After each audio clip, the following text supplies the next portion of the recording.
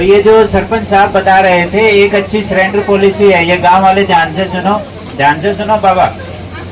एक इतनी अच्छी सरेंडर पॉलिसी है, उसमें जो सरेंडर करेगा उसको 25,000 रुपये महीना पक्की नौकरी मिलेगी।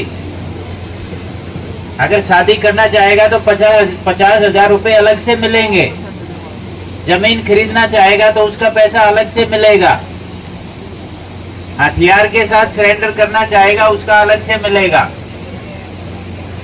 तो अगर हमें कोई नक्सली कहीं नजर आता है, गांव वालों को जंगल में मिलते ही हैं, तो अगर कोई आता है तो उसको कहना कि भैया सरेंडर कर दो, क्यों घूम रहे हो।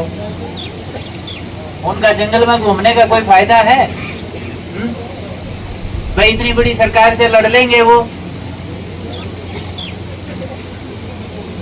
और उनकी वो क्या चाहते हैं कभी पूछा उनसे कि भाई तुम क्यों चाहते हो, क्यों जंगल में घूम रहे हो?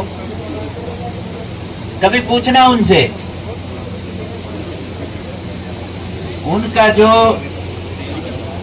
उनका जो विचार है, जो उनकी आइडियोलॉजी है, उसका कोई मतलब नहीं है।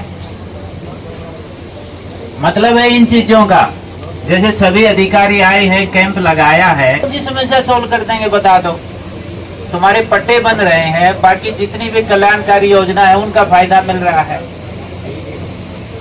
तुम्हारे बालाघाट के केवल 3 लोग हैं, जो 50-60 नक्सली जितने भी यहाँ घूम रहे हैं उनमें बालाघाट के केवल 3 हैं। कम से कम उन 3 को ही समझा लो। फालतू का जंगल में घूम रहे हैं, कभी मारे जाएंगे। सरेंडर करके अपना फायदा उठाएं। और बाकी जो बस्तर या महाराष्ट्र के हैं उनको बोलो भैया क्यों घूम रहे हो, यहाँ पे जाओ अपने घर। तो उनको समझाना, सरेंडर पॉलिसी के बारे में बताना।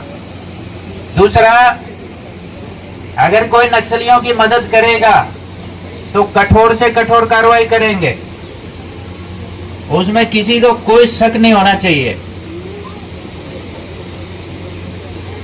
नक्सलियों की जो विचारधारा है वो ये है कि वो हथियार के दम पे पूरे भारत सरकार पे कब्जा कर लेंगे। कभी होगा ऐसा? अरे वो बेवकूफ बनाते हैं आप लोगों को। खोखली विचारधारा है उनकी। ना कई जगह सड़क बनने देते, कई जगह किसी ट्रैक्टर को जला देंगे, किसी ट्रक को जला